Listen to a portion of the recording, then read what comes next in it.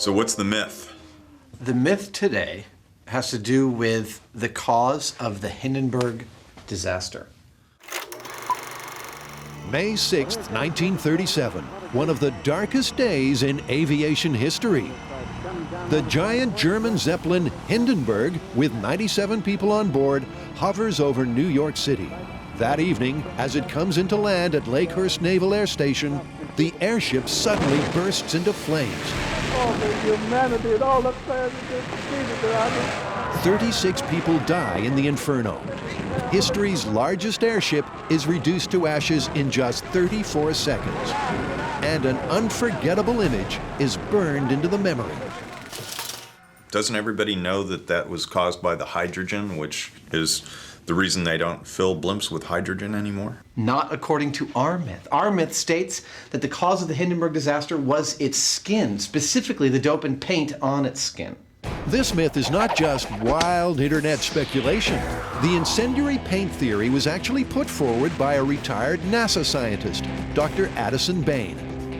After studying fragments of the Hindenburg's hull, Bain cleared hydrogen as the cause of the blaze, blaming instead the airship's metal-based paint.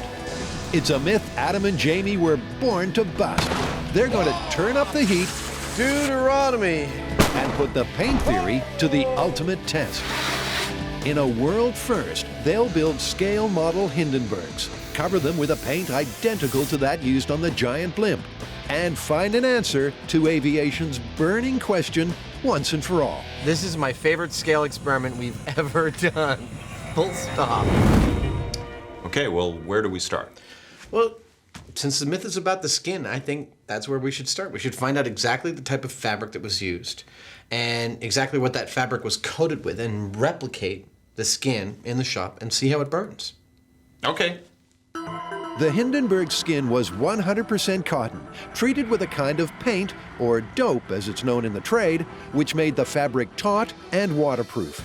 The dope's ingredients included aluminum powder and iron oxide. Put them together, and they produce an extraordinarily explosive substance called thermite. Adam's keen to demonstrate. He's gonna whip up a batch of thermite. For this cooking lesson, Adam will need the fire suit and its safety masks all round.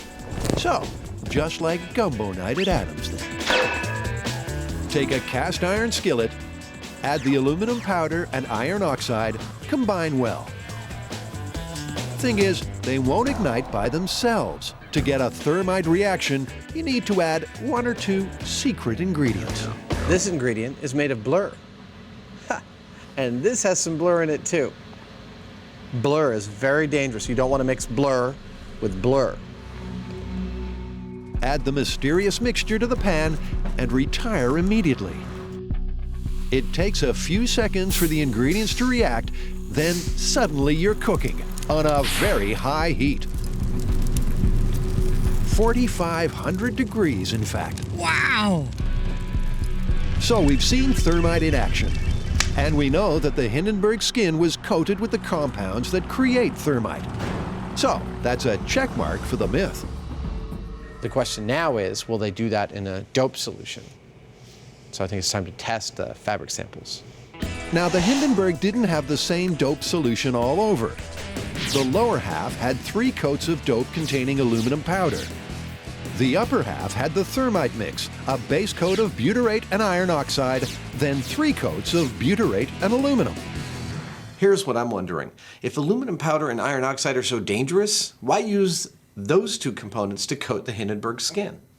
Well, they figured that was the best combination to reflect both heat and light from the delicate inner bladders that held the hydrogen.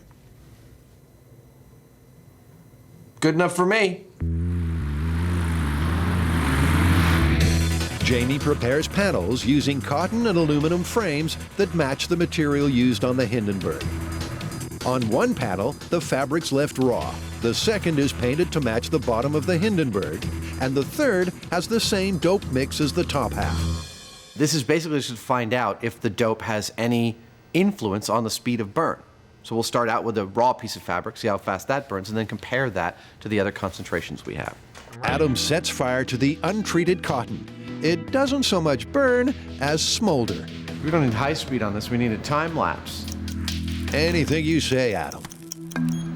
5 minutes and 25 seconds. That's not very fast. That took almost 10 times longer than the Hindenburg took to burn. The entire Hindenburg. Okay, we've got our control. Time for the first dope test. Bottom of the Hindenburg, plain dope with 3 coats of aluminum. Yeah? You ready? I'm ready. Go.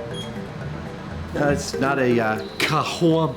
The Hindenburg was 800 feet long and the whole thing burned in less than a minute. Remember, there's no chance of a thermite reaction here because there's no iron oxide in the dope.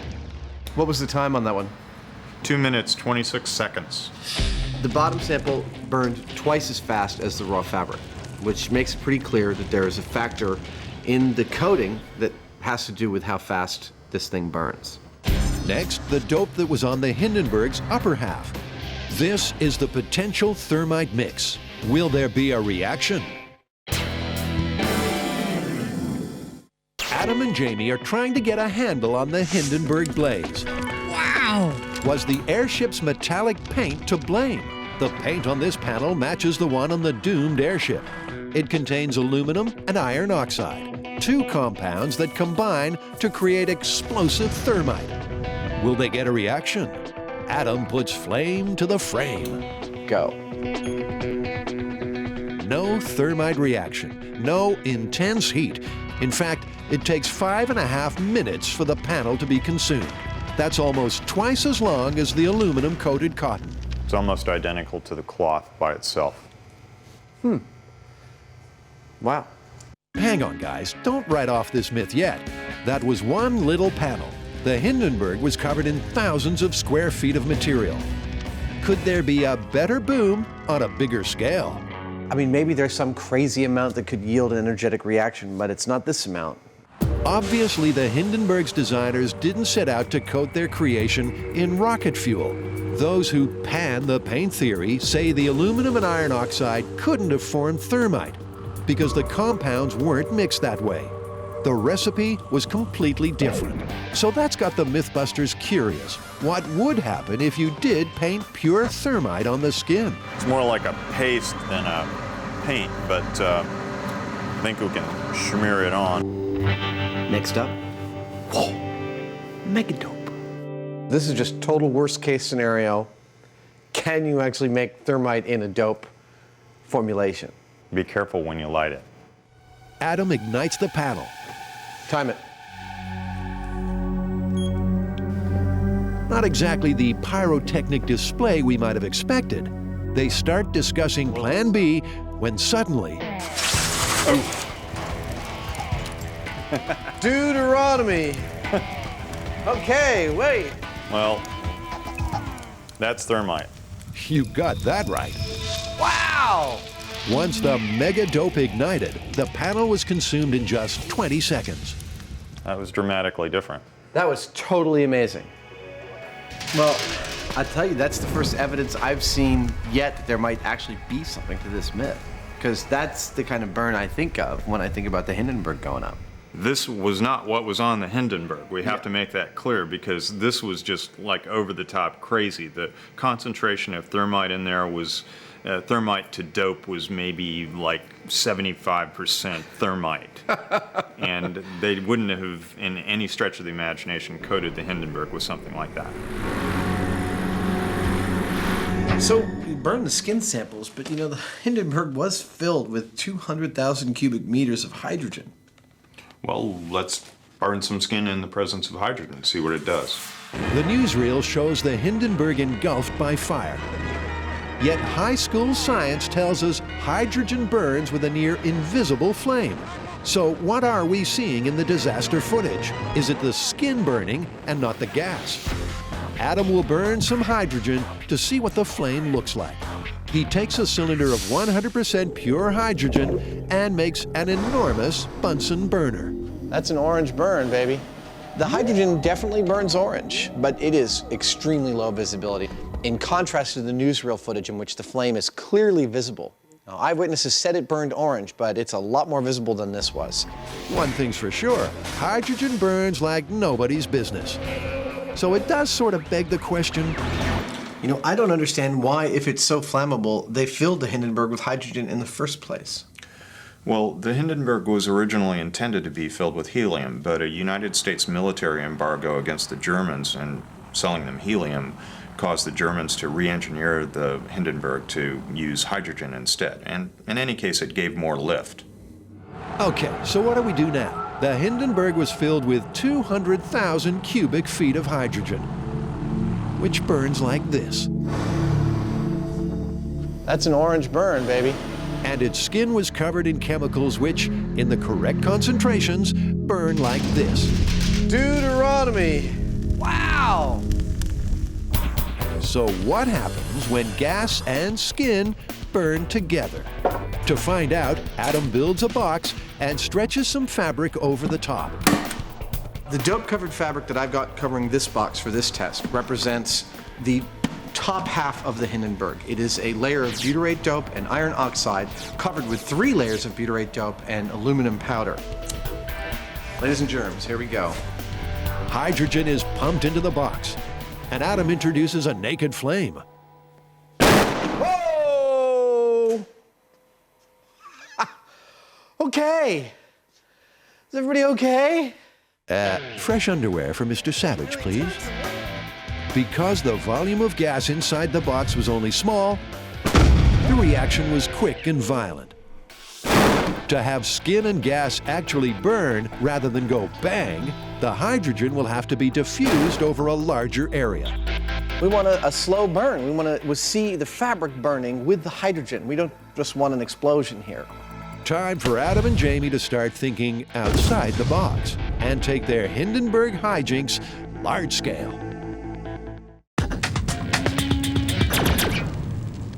Why did the Hindenburg burn? Former NASA scientist Dr. Addison Bain sparked controversy by claiming that it was the metal paint on the Hindenburg's hull that caught fire, not hydrogen. Wow! Adam and Jamie are on the case, but so far their Hindenburg investigations have been hindered by scale. Well, the small scale just isn't doing it for answering all these questions that we've got. We have to go bigger scale, but we can't possibly go full scale. How big do you think we can go?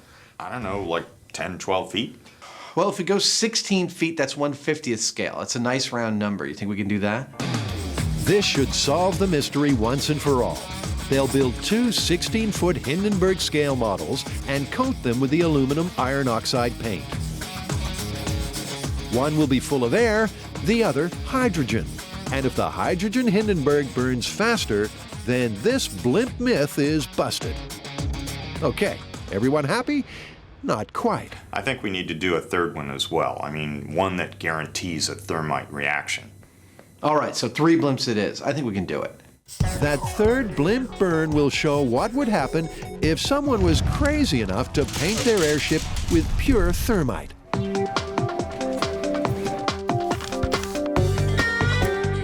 To help with the build, Adam unearthed some blueprints of the real Hindenburg. To match the original airship, the replicas will need aluminum frames, so Jamie's off to get wired. We've come to a wire stock place, and they have just about every kind of gauge of steel wire that we need. I'm going to buy some. The wire will have to be thin to keep the models lightweight, yet strong enough to prevent buckling. The last thing they want is a limp blimp. I've picked a wire gauge that is, I think, just thick enough for us to weld, and otherwise the frame, when we're done with it, may only weigh maybe 10 or 15 pounds. Back at Hindenburg headquarters, Adam and myth-turned Jess Nelson are hard at work. Behind me here, this fishbone is the guide backbone for all the concentric rings that make up the body of the Hindenburg. And then we will, once we have that laid out with all the rings on it, we will go in and weld all the long struts, and then we'll do it again. And then when we're done with that, we'll do it again. Sure, it's a big task, Adam, but spare a thought for the guys who built the original. Work on the Hindenburg started in 1931 and took 5 years to complete. The result was a mind-boggling feat of engineering. The Hindenburg was longer than 3 737s, 15 stories high, and could store 7 million cubic feet of lifting gas. The Hindenburg's designers also included a smoking room, fireproofed, of course.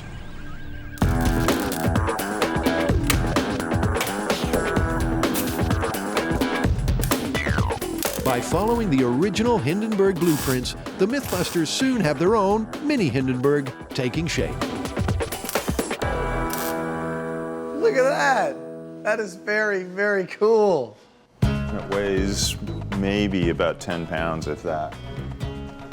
I'm gonna get pissed if you drop that thing. Adam balances the frame on his chin. Don't ask me why, he's just Adam. It goes over like a Led Zeppelin with Jamie. Told you I could do it. Ain't a whole lot of love in the room. Here it comes down. Okay, enough with the horseplay. We need another 2 Hindenburgs pronto.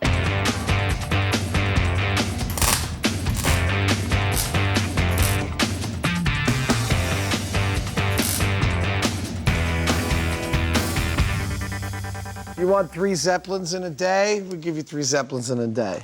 The frames need cotton skins. Adam soon has that all sewn up. Everything's going smoothly until Jamie opts for a spot of last-minute welding. Oh. And suddenly, the model is looking disturbingly like the real Hindenburg.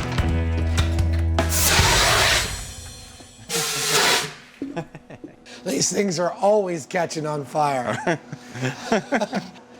That is the textbook definition of irony, kids. The last thing they have to do is apply the dope, and the models are complete. Now, the MythBusters are ready to crack this case once and for all. Next up on Discovery, the world's deadliest piñata. For almost 70 years, it's been assumed that hydrogen was the cause of the Hindenburg disaster. But the incendiary paint theory, developed by a retired NASA scientist, lays the blame for the blaze on the metal paint that covered the airship's skin. Adam and Jamie have built some blimps Ta-da! and are set to give that theory a serious thermal workout. They're off to their home away from home, the abandoned naval base. Last time we were here, we fired an air cylinder through a wall. Shearing the regulator off the tank. Attempt number 2.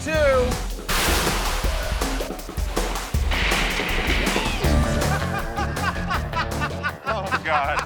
That wasn't bad, but now we're gonna blow up some Zeppelins. As Tarantino might say, bring out the blimp. At 16 feet long, the Zeppelin is 1/50th scale. It's not been designed to get airborne, so it'll have to hang suspended. We got these figures from a train set. These are 1/50th scale. Check these guys out. That's how big an actual person would have been with the Hindenburg. This thing was massive. This fire must have been just the most unbelievable thing that anyone that day had ever seen. The myth says that the destruction of the Hindenburg was because of the skin and not because of the hydrogen. The blimp skin matches the Hindenburg's exactly, right down to the dope formula painted on its surface. The first test is just the blimp without any gas, no hydrogen, and we're just going to burn the skin and see what that does. The room will be a strict no-go zone during the test. Adam and Jamie will watch a live feed of the action outside. To set fire to the blimp remotely, Jamie rigs a blowtorch on a stand. This is a test number 1. Period, correct skin, no gas. Ignite when you're ready. Time to put a blowtorch to the belly of this 70-year-old myth. That looks good. You're right on target. It's going. That was quick. A thermal imaging camera will show the path of the fire as it rages through the blimp. The Hindenburg burned in 34 seconds. For the myth to be plausible, this Hindenburg has to be consumed in a similar time. I'm seeing little thermite sparkers. Like little. But yeah, we're already at 1 minute, 10 seconds. So we could have burned 2 Hindenburgs by now, and we're only like not even a quarter of the way through this. Suddenly, the fire accelerates. Oh, wow. Wow. Oh, yeah. That is so beautiful. Sparks cascade as the aluminum and iron oxide on the skin create thermite. The thermal camera shows a massive orange as the fire spreads through the blimp. Bang. 2 minutes, 6 seconds. lot quicker than I thought it was going to go. But still slow. The real Hindenburg could have burned almost 4 times over in the time it took for the model to burn. There's the unmistakable smell of charred myth in the air, but Adam still sees a spark of hope. Critics of the skin theory say that there couldn't have possibly been a thermite reaction on the face of the Hindenburg because not only are the proportions of aluminum to iron oxide wrong, but they're suspended in separate layers of butyrate. The fact that we saw a thermite reaction in this test tells me that while that doesn't prove the myth is true, it tells me the critics aren't entirely right. On to Hindenburg burn number 2. This Zeppelin will be filled with hydrogen. Now, just pumping the blimp full of gas and lighting it won't work. Instead of a burn, they'll get a bang, just like Adam did back at the shop. Is everybody okay? So the gas will have to be diffused. We're going to feed it from the hydrogen tanks through this blue gas hose up the main strut and into a trough of water. And the trough of water is going to diffuse the hydrogen across the entire Hindenburg. This is where the rubber meets the road, people. If this hydrogen Hindenburg burns faster than the first blimp, the paint theory enthusiasts will be deflated. It is make or break for this myth on this test. Let's go. Jamie sets fire to the blimp. Call it. You're lit. As the flames take hold, Jess starts feeding hydrogen into the Hindenburg. The gas ignites. Whoa! More hydrogen! More! And the blimp is instantly filled with flame.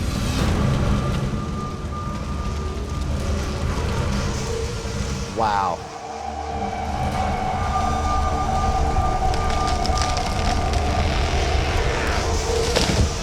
Look at that. What's our time? Boom. Wow. 59 seconds flat. That just feels exactly like what we see in the newsreel. God, it's great.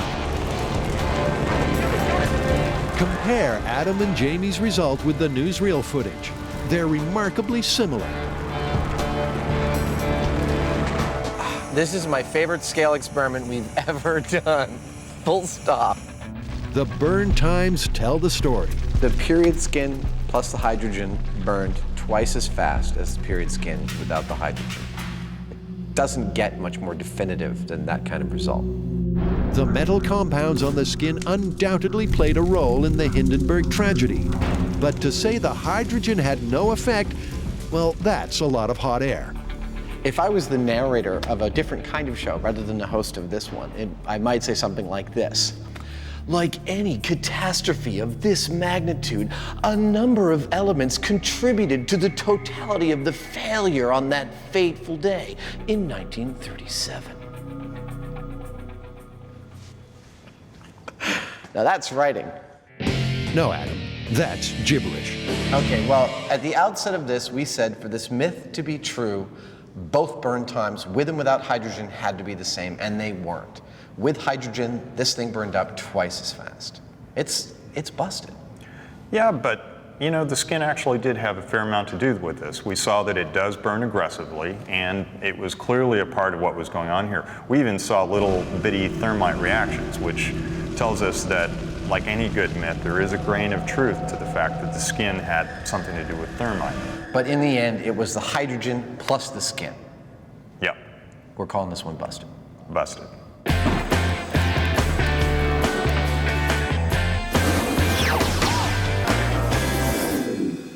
But hang on, what about that third blimp?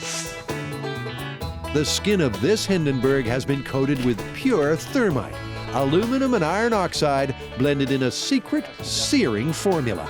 It's the same over-the-top, completely unrealistic mega-dope mix Jamie tested back at the start. Deuteronomy! With the myth already busted, this test is simply MythBuster theatrics. What you're about to see is what would have happened if the original Hindenburg, filled with hydrogen, was painted with rocket fuel. There's 15 pounds of thermite on this blimp right now. It's a different sort of beast. This thing is going to burn. Thermite's like heavy-duty stuff, and there's an awful lot of it here, so all bets are off. Test number 3. thermite megadope plus hydrogen. It's a safety red alert. You're lit. Whoa! Dude.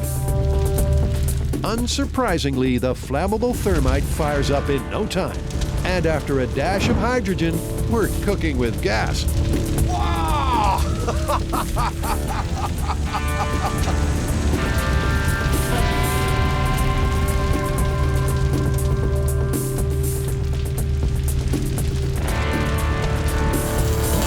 Heinemann's Hindenburg is history. We gotta call that. Boom! 30 seconds flat.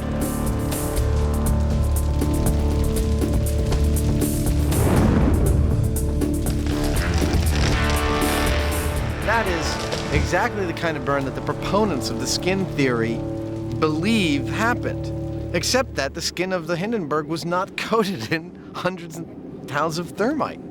Yeah, that thing wouldn't have gotten off the ground with that much thermite per square foot. There's no way.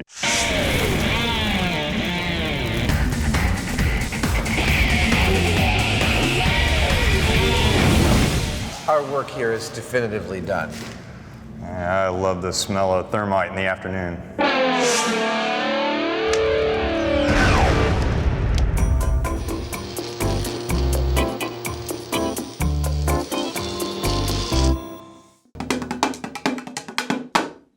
The moment is finally here. Indeed it is. It's the MythBusters MacGyver special. It's time to take the antics of one Angus MacGyver, place him under the MythBusters microscope, and separate fact from fiction.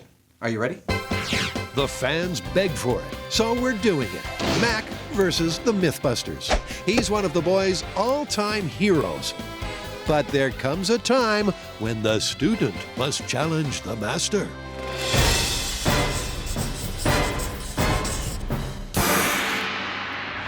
Ask me why I'm swinging this bottle around.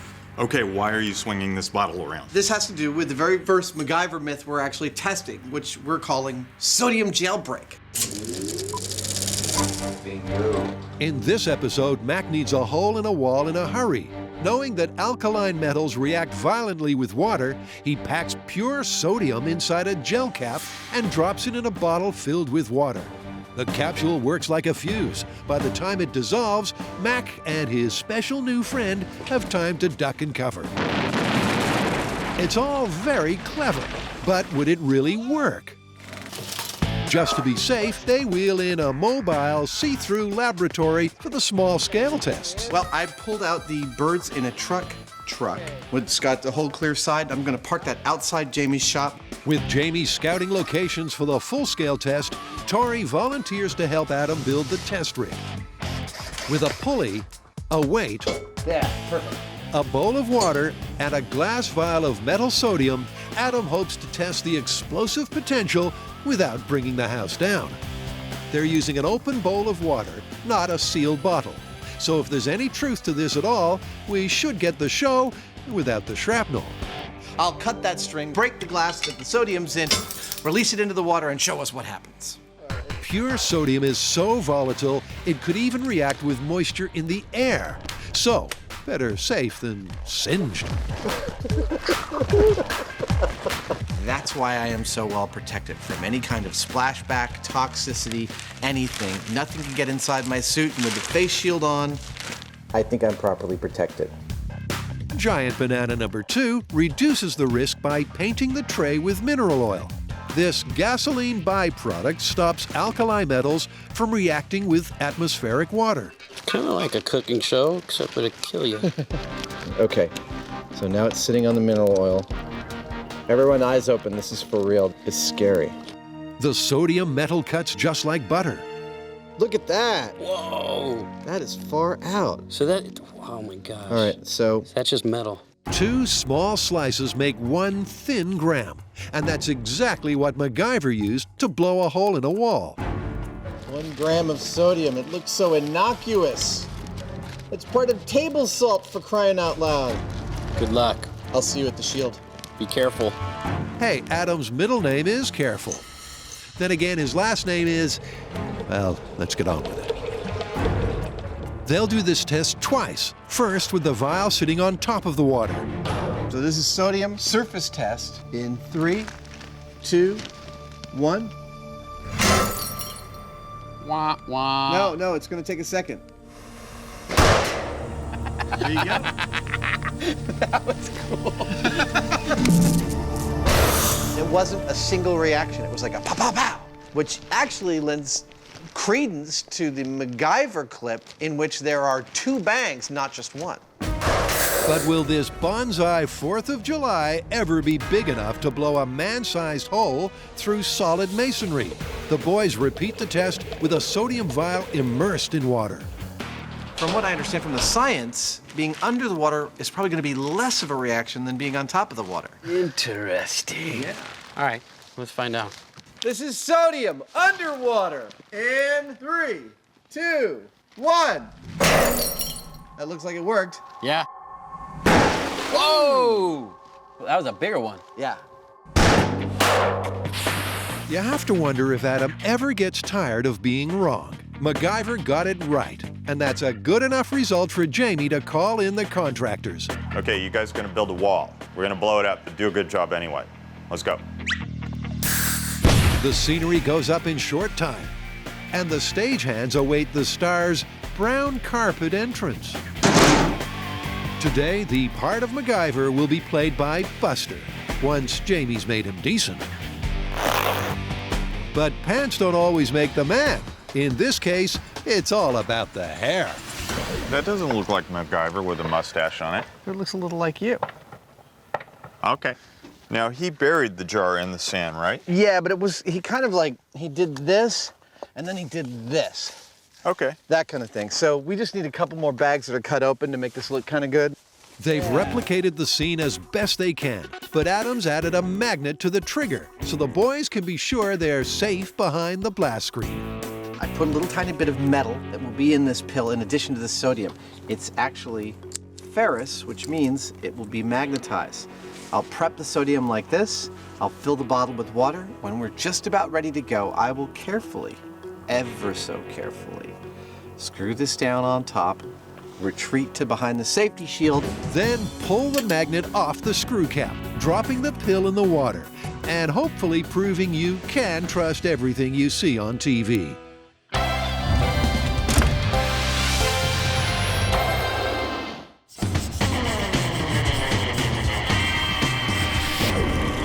Picture this. Mac G is stuck on a Colombian building site. Bad guys are approaching fast. He has to escape. What does he do? The only things around him, bamboo, duct tape, garbage bags, cement mixer. What, no cars? Conveniently no cars. All right, so what does he do? Wasn't it obvious? He builds an ultralight. Given the right materials, there's almost no end to MacGyver's ingenuity. You're doing good. Imprisoned and surrounded, there's just one way to get the guy with a broken leg to freedom. Scratch build a 2-man airplane.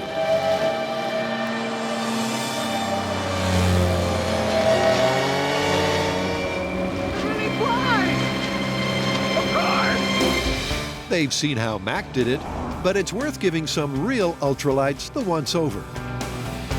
I'm not sure if we have the right stuff. I just hope we don't have the wrong stuff. Grant's checking out the engine, the propeller, and the control surfaces. In other words, any component that moves. As for Carrie, My responsibility in building the ultralight is going to be the wings, so I'm really interested in the shape of them and to see how they compare to the MacGyver ultralight. Tori's job is to study the metal frame, then build his own version from bamboo. But the MacGyver legend looms large. I got mad love for MacGyver. I mean, I've been watching him since I was a little kid. And to try to build the things that he did, I'm not worthy. And I hope I don't disappoint. Garbage bags and duct tape? I mean, really? Well, that's the MacGyver blueprint, and they're stuck with it. And let's remember that someone, sometime, needs to fly this homemade airplane. It's time for some mile-high research. Please take a moment to locate your emergency exits, keeping in mind that the emergency exits may be behind you. One by one, Carrie, Grant, Tori, and their instructor pilots take to the air.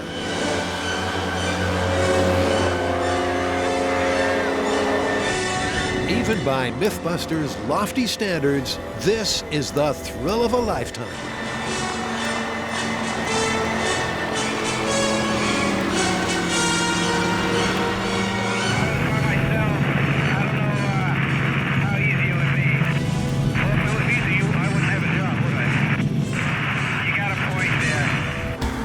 But it's not just about the pilot. These frames are made from high-grade aluminum, not bamboo. The wings are made from nylon, not trash bags. And the engines are rated at 65 horsepower, 7 times more powerful than the motor Mac swiped from a cement mixer. Oh my God! Are they scared yet? You betcha. That is cool! Yeah! 3 perfect 3-point landings. Oh my God. But they know this is as good as it gets. Our intrepid co-pilots can bet all their frequent flyer points that their MacGyver knockoff won't be quite so reliable. I think if I've learned anything today, it's that this is a very masterful piece of equipment. And I don't know if I can build something in 4 hours that's going to do the same thing. There's no way anyone can build a full-size working airplane in 4 hours, or like 4 days. Still, the MythBusters have all they need to build this baby MacGyver style. I don't know if this thing's gonna fly, but it's definitely gonna stay together. I think we start building everything out of bamboo and duct tape. Carrie's concerned that MacGyver's wings look too flat, not the classic airfoil shape that makes powered flight possible.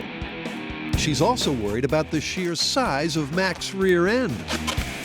Everything I'm building is completely based on the measurements that MacGyver calls out. The 9x6 tail pieces look ridiculous. So in the spirit of MacGyverism, and to make this really work and give this any chance of flying, I'm going to slightly tweak the dimensions and make them proportional to an actual ultralight. Meantime, Grant's found himself a puny 9-horsepower cement mixer engine, just like the one Mac used. Yeah! And fitted a wooden propeller. At the very least, this mini motor needs to be strong enough to push the plane along the ground towards the cliff. That looks really dangerous. Contact! And that's worth testing on a purpose-built, fully crewed go-kart. How am I going to stop it? I don't know. I hadn't really thought of stopping it. Probably we're going to go the Fred Flintstone brake technique, which is we all put out our feet and try and slow it down. If that prop breaks, a piece of wood goes flying and hits somebody, someone can be seriously injured. Let's try it. Grant signs on as supercargo, so their total weight is close to a real ultralight. That's around 450 pounds. Okay, here we go!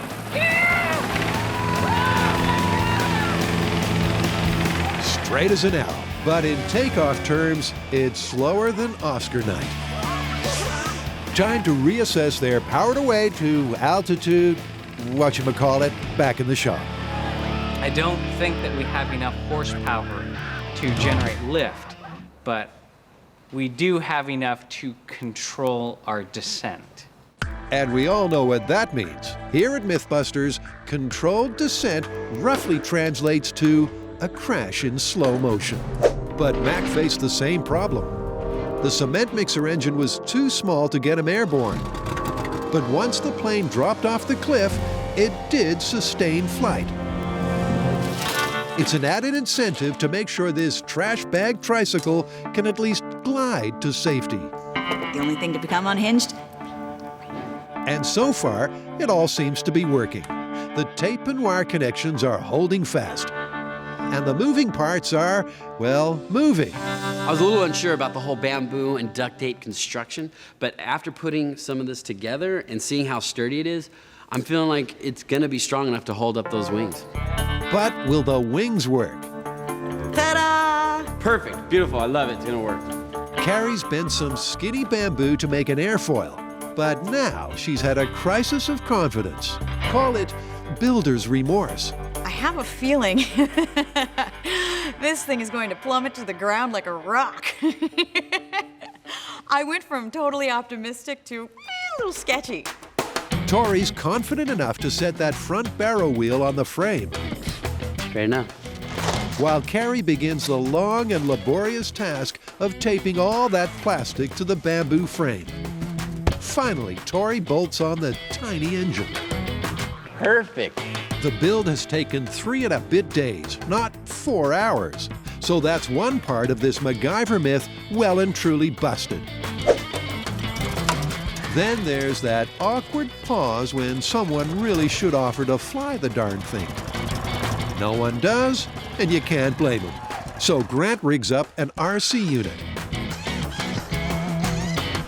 MacGyver was using his feet to steer the rudder, but since none of us are going to be able to fly it, I've got this radio control system here. And so I move the stick, it moves the servo, and these lines pull on the rudder, moving that back and forth. This is a rare moment in MythBusters history. The whole build has gone off without a hitch. It's not that heavy. It's not breaking. That's good. Now all they have to do is make it fly. MacGyver's going to be so proud of us.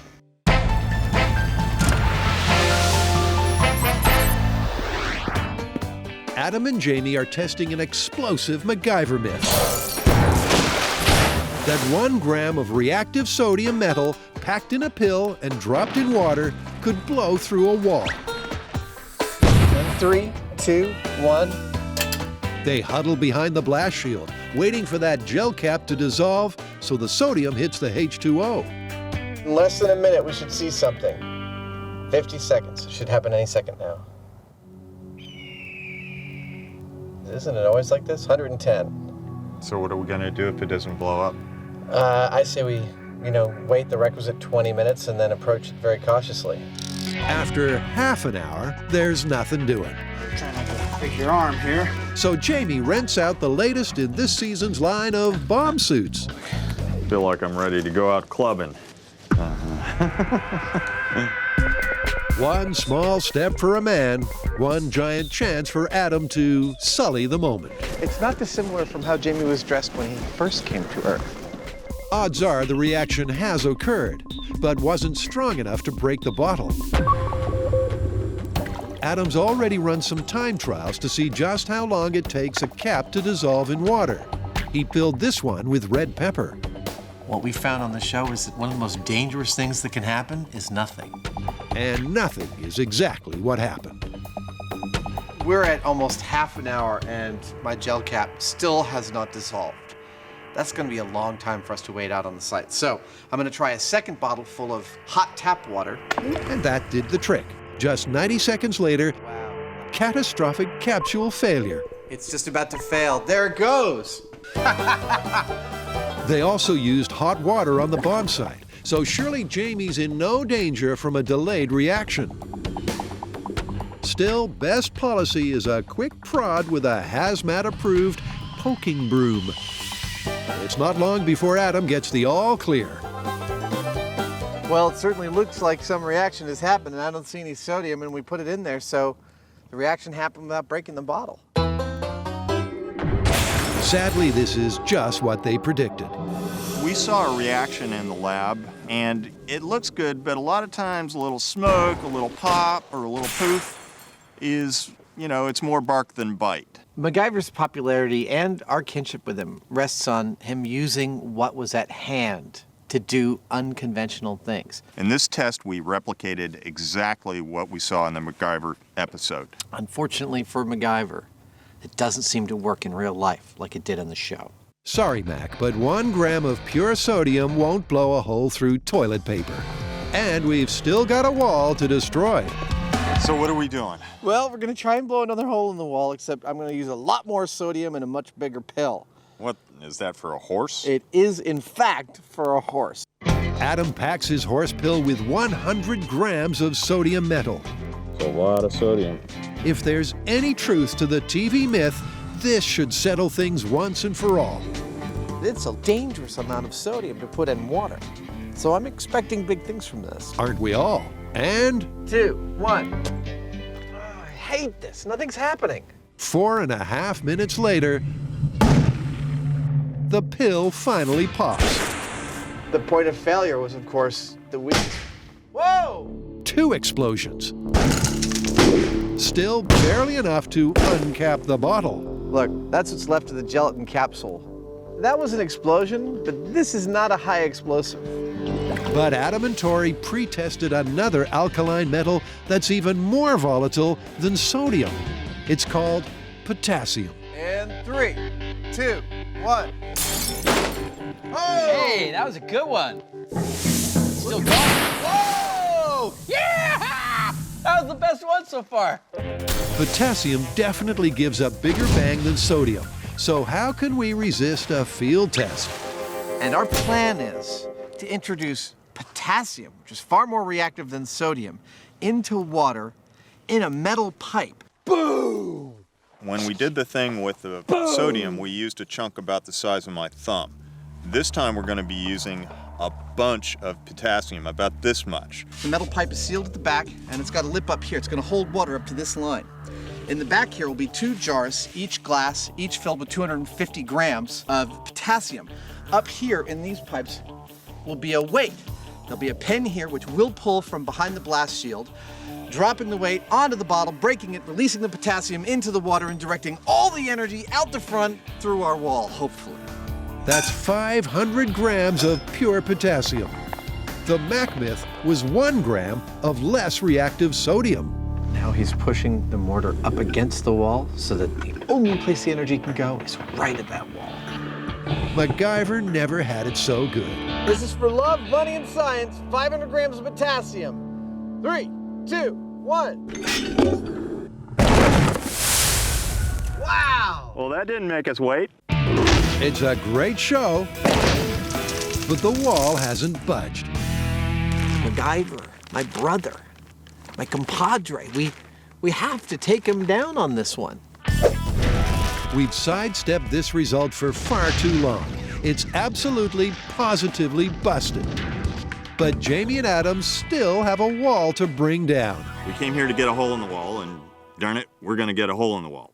When in doubt, C4. The great thing about working with JD is that when we said we want a hole in the wall, all he says is, how big? JB rolls out the wire and sets the charge. This is how you unbuild a wall. 3, 2, 1. Oh, that whole wall went away. I think the wall might be gone. Sorry about that. The wall is rubble, but Buster MacGyver is still sitting pretty. It knocked MacGyver's mullet right off his head. But not the stash. It's pretty definitive what it takes to get through a wall. And the alkali metals just ain't it. So, how did MacGyver do?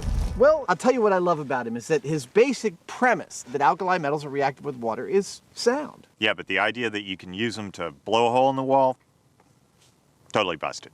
Busted. Busted.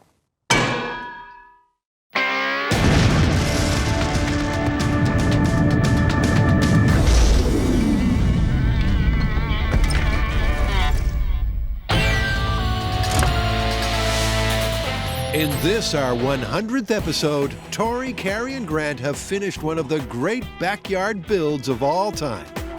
They've made their own airplane. I'm not flying economy anymore.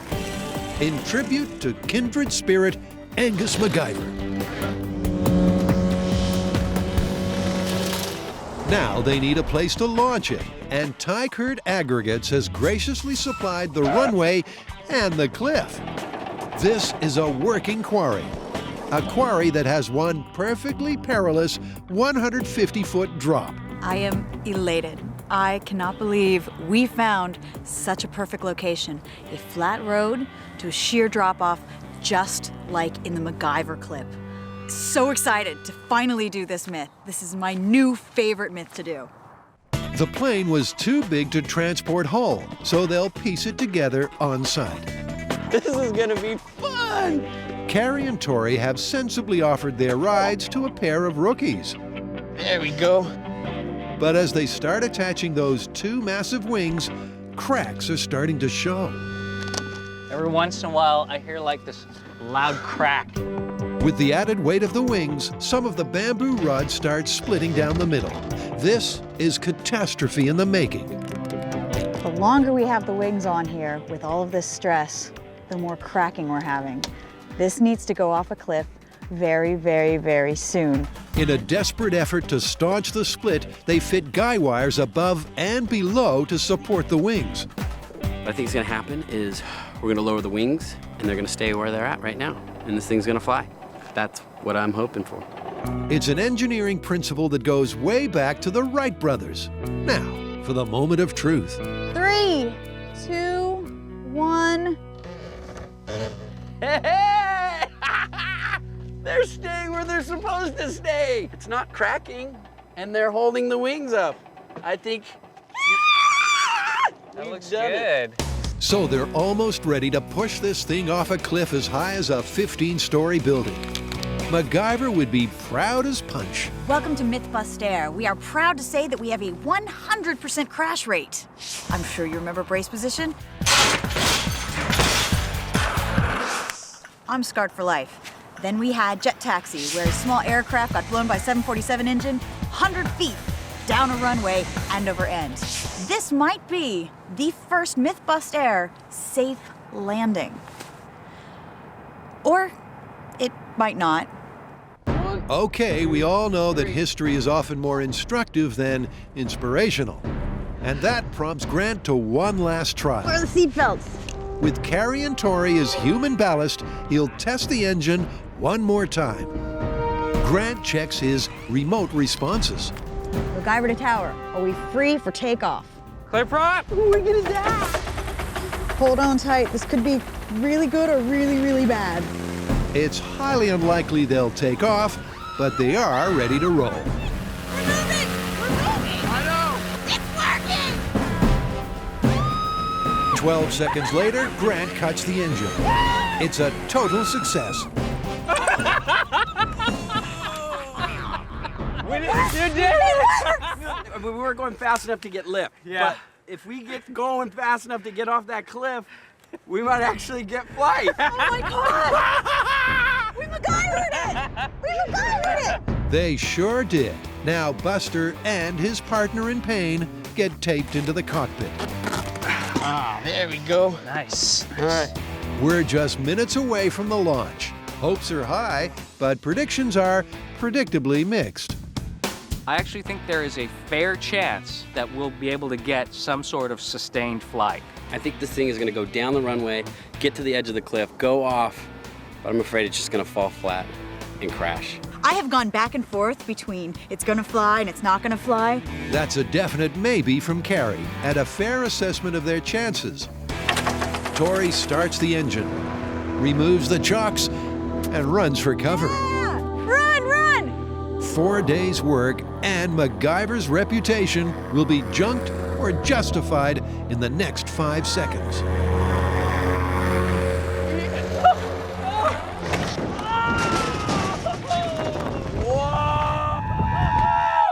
That was sick! It almost had flight! It went like this. Oh, just wasn't fast enough. You know what though? That did way better than I thought it was gonna do. It actually kind of glided down till it crashed. If that's a glide, I'd hate to see a plummet. There was just enough power to keep the 3 wheels airborne, but the tail looked more like a vertical plow. On a brighter note, Mac's passenger would have forgotten all about his broken leg. I think MacGyver and his bamboo ultralight is busted. Sadly, but true. Busted. Now who's gonna go get all that stuff? Well, you make the mess, you clean it up. It's an ugly ending, but things could have been a whole lot worse. There were times when they all considered flying the plane themselves. Good news, I found the black box. It says we crashed. But Carrie's determined to serve this disaster sunny side up. The wings didn't fall apart. The frame basically stayed together. All of the elements worked. It's just it wasn't meant to fly. So true and so busted.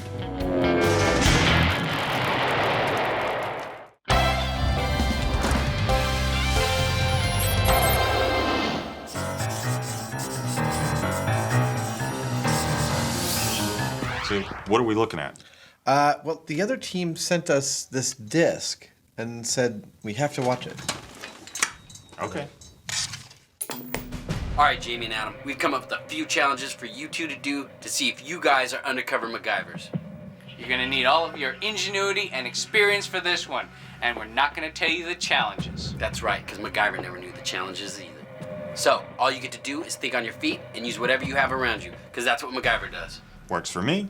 This time, the MythBusters roles are reversed. They won't contest the myths, they'll defend them, reaching deep inside to find their inner MacGyver. It's a cunning four-tiered challenge that begins with a breakout and ends, hopefully, with a helicopter rescue from this makeshift enemy campsite. But the villains aren't home right now. They're building the jail that Adam and Jamie have to escape from. Now, I voted for the island with the volcano in the middle, but apparently that was too expensive. No kidding. But this two-room prefab prison is very MacGyver. Now you can have your own evil lair in a matter of hours with our instant evil lair kit. It's so easy. And the first challenge is to get from room 1 to room 2.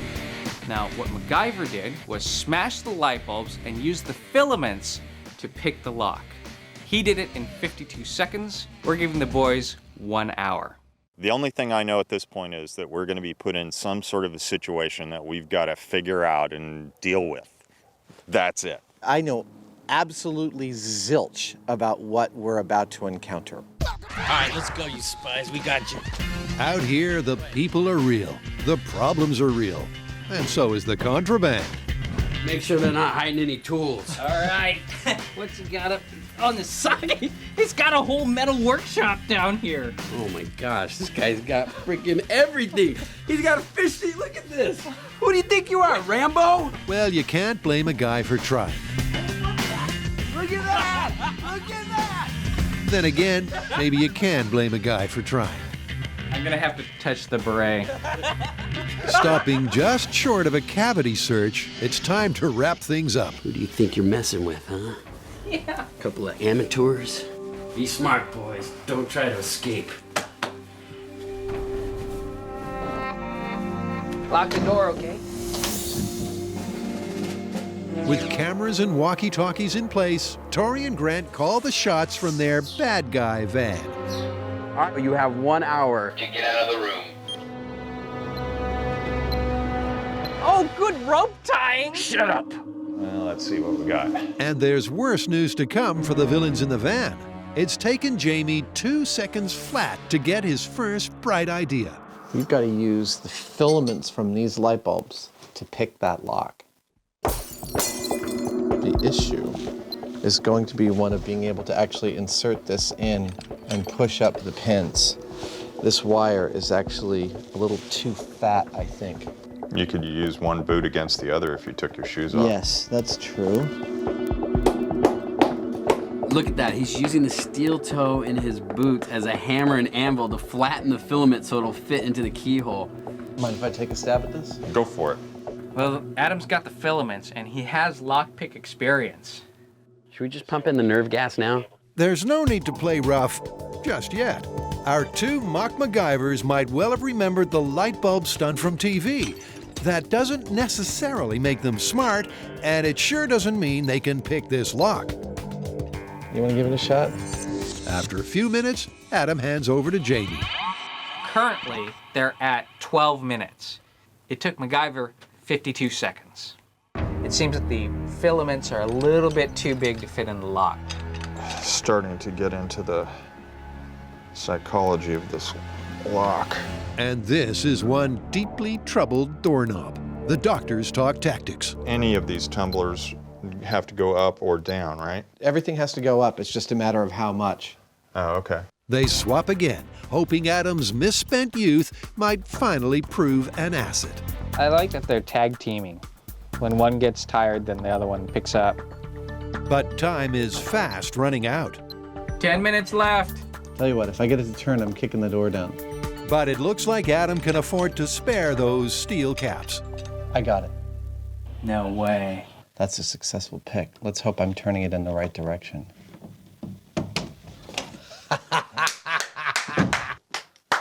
Way to go there, buddy.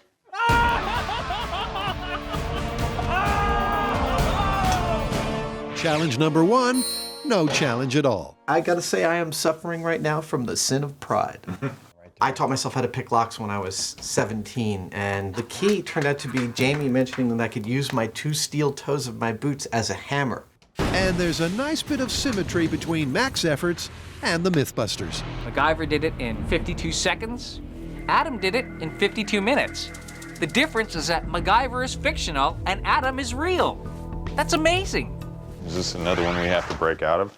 Now the second test, they have to develop a roll of film with directions to the camp with only orange juice and ammonia. Are they going to be able to do that?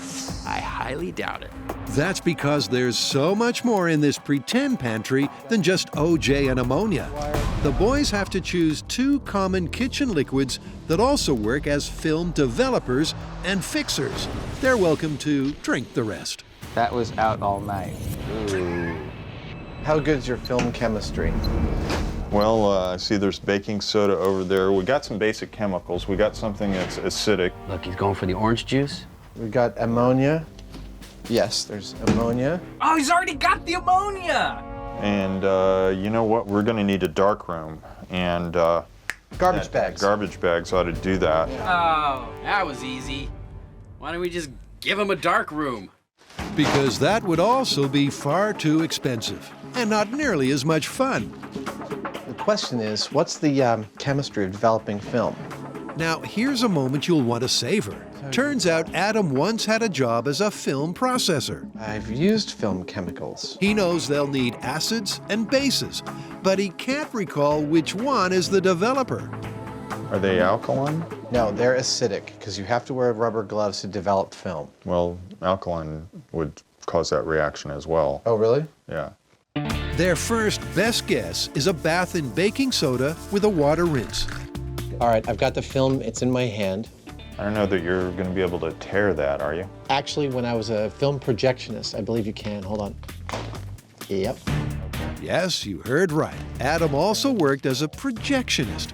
And a fat lot of good that's doing. All right, I'm dipping it into the solution now, and I'm moving it around inside the baking soda slurry. Wish I remembered high school chemistry. Oh, there's a phrase you'd never hear from MacGyver. And he'd probably give the film more than 2 minutes to develop. Is that just the leader, or?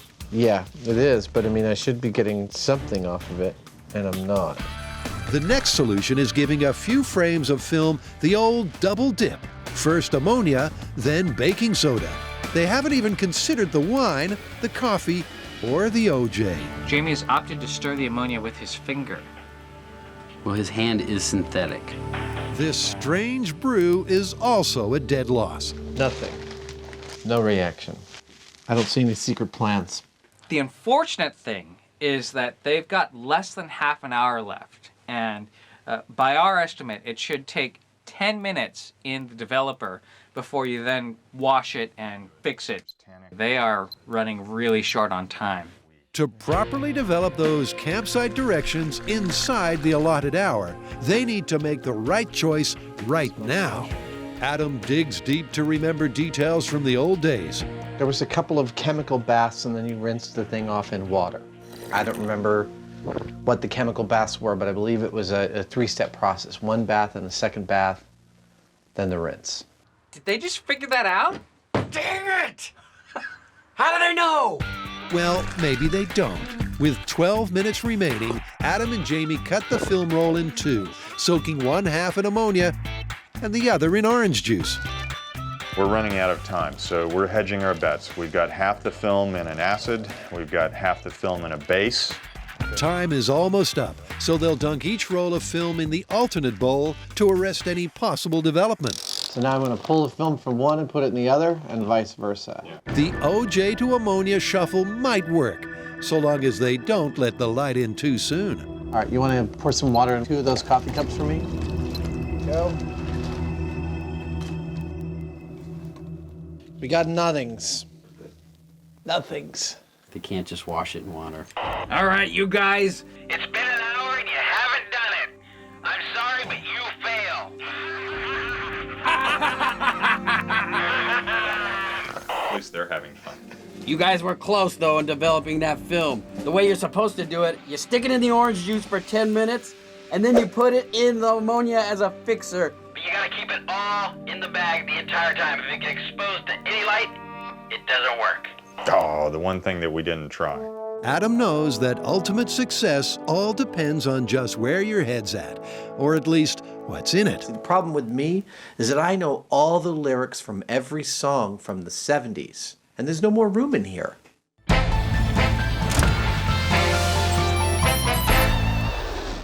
Adam and Jamie are halfway through their 4-part MacGyver challenge. So far, the good guys and the bad guys are all squared up at one apiece. Just so this great escape doesn't come to a grinding halt, Tori and Grant deliver the vital campsite directions our MacGyver wannabes failed to find on the film. Dude, it's a clue. All right, you have 1 Hour to complete your task, boys. Don't forget your compass and don't get lost. Well, I you think need to they- make a compass, don't we? I think we do. Right on, Jamie. And the first thing you need to make a compass is a magnetized piece of metal. Adam wastes no time building an electromagnet from batteries, tape, and insulated wire. Jamie has taken apart the cheese grater, and Adam's using that to shave off the insulation. Truly inspired, the boys know they can magnetize a paperclip by repeatedly passing it over another large magnet. They're acting like they've done this before. They might have. I think they may have. I think this is all you have to do to magnetize it.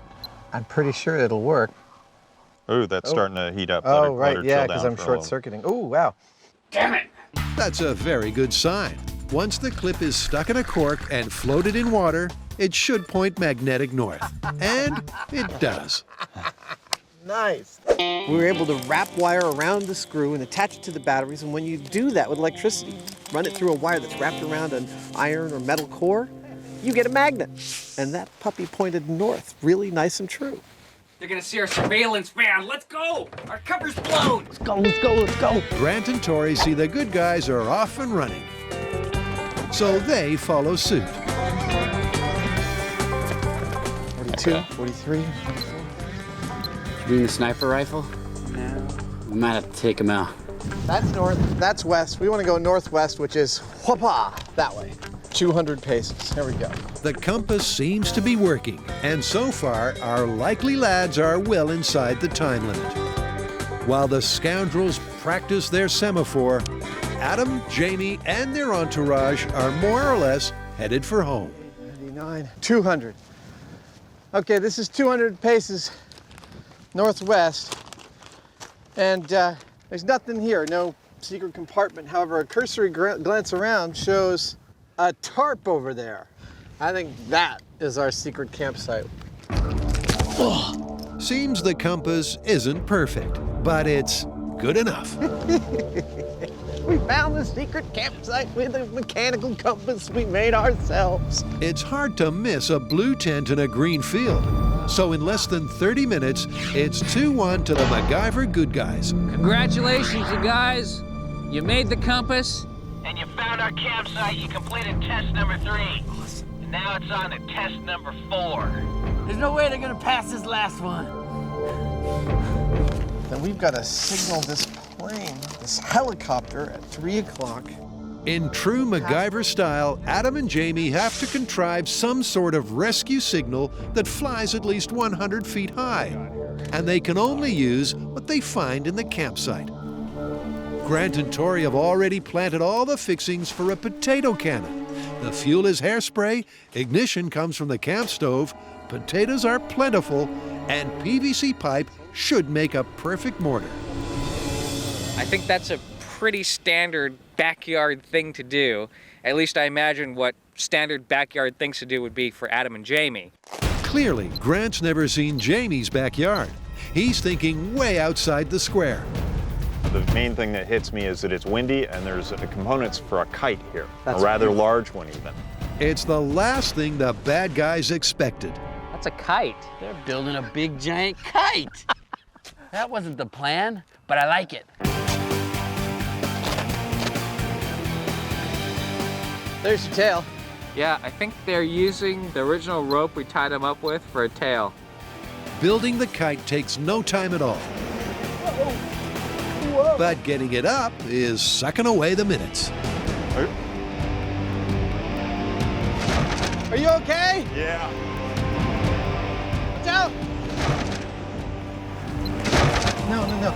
Make it upright! Jamie is trying to hold it in place to catch some air, but it's just a big sail out there. You know, they only have 10 minutes left. They have their kite built, but they haven't been able to get it off the ground. Time is running out. I hope they get it up. Oh my God! It's up! Come on! Go down! Come on! Grant's not sure which side he's batting for, but Tori's determined to be there for the kill. All right, I'm gonna go get in the chopper. If they can't get that up to 100 feet and I don't see it in the chopper, I'm not rescuing them. All right. And we got liftoff. Jamie and Adam have one last shot at a miraculous MacGyver-esque rescue. And we got like 2 minutes to go. You ready for another flight? Yeah, we got to get it up there. Get me over there! Going this way doesn't help. Right now they're struggling with the kite. It's still on the ground. They need to get it to at least 100 feet. None too soon, it's airborne. At about 20 feet.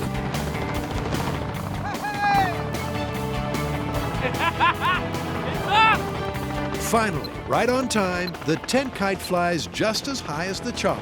You know what? I'm gonna call it. There it is. There's the signal. That kite has reached 100 feet. We've seen the signal. Let's land this chopper and rescue our boys. That was it. That's all we can do. I hope they saw us. They did see you, and good sports that they are, they don't want to kill you. Hey, how do you like that? You did it! Good job, you guys. You've been rescued. Awesome. Get out of here. Get to the chopper. We were just about 100 feet and the kite was right there next to us. That's beautiful. I cannot believe they got it up that high.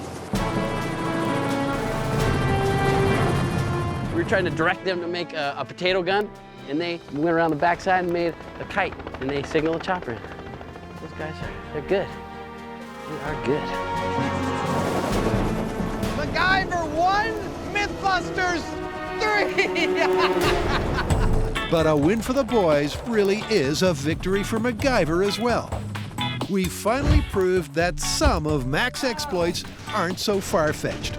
And for once, in this, our 100th episode, we can safely say you can try this at home. Just be real careful with the helicopter.